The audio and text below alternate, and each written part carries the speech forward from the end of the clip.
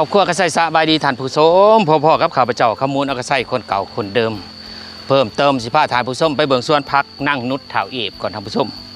เบิ่งวานป้าผักใส่นี่งามแท้งามวาท่านผู้ชมเบิ่งเนี่ยผักใส่ขี้นกบักงามพูนสวนเถาเอฟทั้งหนาท่านผู้ชมไปเบิ่งว่ามีผักอีกอย่างเนี่ยเนาะพูนเอฟก็ขี่รถเมื่อแล้ว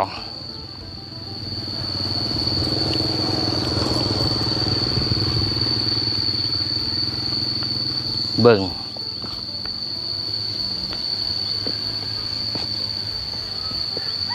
โอ้โธ่เต็มตึงท่านผู้ชม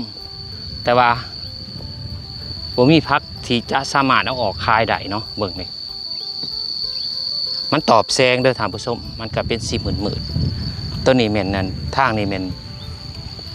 บ่เป็นตอบแสง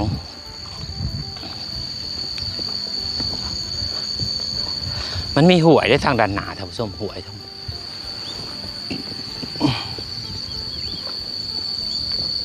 เถอะน้ำนี่เต็มอัญญะเลย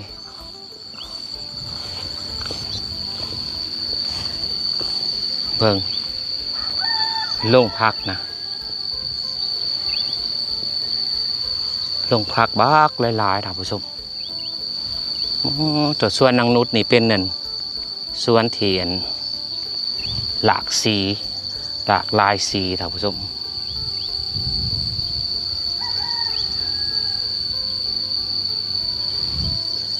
หลากลายสี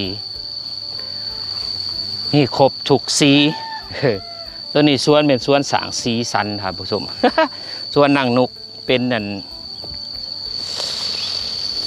เฉพาะตัวของเราเนาะเราจะเห็นสีสันเด้อนี่เด้อมีแต่พักคมอันนี้โฮมแดงโฮมแดงกำลังใหญ่งาม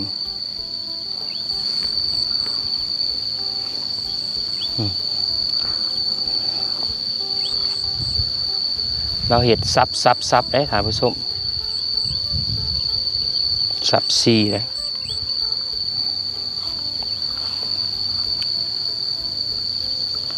แต่ว่าพักบัวนี่บ่ได้เด้อท่านผู้ชมดินมันเป็นดินใหม่เบิ่งไหมตายเมื่อนี่นะบ่ได้ย่ามนี่นะมันเป็นดินใหม่มันบ่งามท่านผู้ชมมันต้องเป็นดินเก่ามันจังคอยนะก็คือตัวสวนเก่าเขาจะเห็ดเบิ่งผักบงงามท่านผู้ชมผักบงนี่บ่ว่าจะดูได้เนาะงามได้แต่งามแต่ว่าบ่เห็นปกติคันฝนลิ้นนี่มันจะลายเนาะท่านผู้ชมมันด่างอันนี้บ่เห็นมันด่างเด้อถือว่างามดีอยู่งามดีได้เรื่องอยู่ท่านผู้ชมภาคนี้มีแต่ผักบงเนาะแล้วก็ผักบัวอยู่หันแดงจึงคืงเลยบ่ได้เรื่องดอกผักบัวนะก็สิได้แต่ผักบงกับผักคมเด้อท่านผู้ชมช่วงนี้เห็ดยากหลายมันยามฝนนี่เห็ดยากได้ยินเสียงจักนำเด้อท่านผู้ชมเพราะว่าเขาจะตัดหญ้ามีเสียงจัก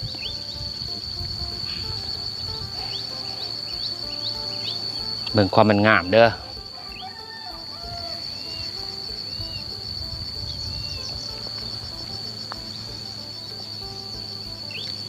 นี่ความงามนะ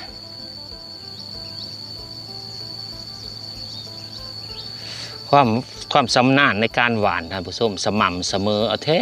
เอาว่าพิลึกอันนี้คือความสำนานแท้เอิ้นว่าเสี่ยวซ่านซะเนาะเสี่ยวซ่านในการนั้นหวานผัก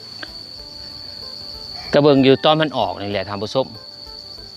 ว่าสำนานสำใด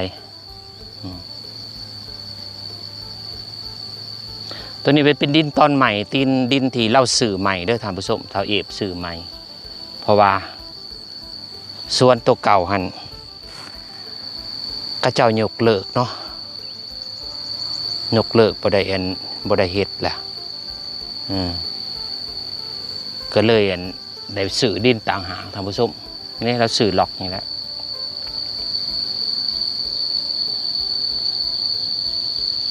ล็อกนี่ท่านผู้ชมสื่อมาล็อกนี่สื่อมานี่มาจำอยู่นี่ตอนนี้คือเขตแดนอะไรท่านผู้ชม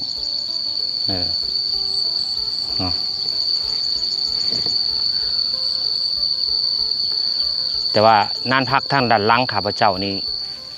เป็นดินข้าเจ้าเนาะเสาได้ท่านผู้ชมคือตัวนี้นี่ตัวเบื้องซ้ายมือนี่เป็นดินข้าเจ้าแต่ว่าเสาเห็ดเนาะเบิ่งเอาและความมันงาม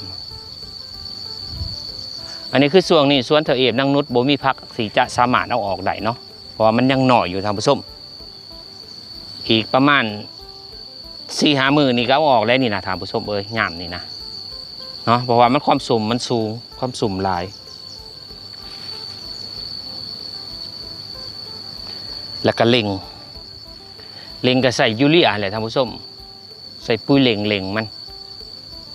หวานปุ๋ยเล็งหดน้ำโอ้ยขึ้นไหวปันยังฟักบ่งนี่มันหมักน้ำแดดท่านผู้ชมขันย่ำแรงแล้วโอ้ยแข็งแง่งอยู่ขันหดน้ำพ่อได้อยู่เนาะแต่ว่าย่ำนี่บ่หดก็ได้มันย่ำฝนเลยท่านผู้ชมแต่ผู้ชมสิเห็นน้ำท่วมทั้งสารวัตรเนาะเดือน6สักคนท่านผู้ชมบ่เคยเห็นไม่ยังว่าน้ำท่วมย่ำนี่ พี่ลึกพี่โลหลายฝ่าหลายปีล่ะอาจจะเห็นน้ำท่วมเดือน6สากลผ่านมาบ่เคยทั้งบ้านเก่าข้าพเจ้าทั้งเมืองชลบุรีเนาะแถวหนองพำดงบูนท่วมแล้วเรียบร้อยท่านผู้ชมเมื่อวานนี้ติดตามข่าวทั้งละห้าน้ำกับเฝ้าระวังแล้วน้ำเซบางเฮียงขึ้น15 เมตรแหละขีดแดงแหละท่านผู้ชมสิล้นฟังแล้วกาสีประมาณนี้เนาะขอบใจท่านผู้ชมที่ติดตามตั้งแต่ต้นจนจบส่วนเป็นกำลังใจแก่ครอบครัวเฒ่าเอฟนางนุชในการเหตุการเกษตรและครับเป็นกำลังใจแก่ข้าพเจ้าในการเหตุคลิปโดยการกดไลค์กดแชร์กดติดตามเป็นการส่งเสริมข้าพเจ้าไปในตัวกาสีขอลาท่านผู้ชมไปเพียงเท่านี้พบกันคลิปหน้าบ๊ายบาย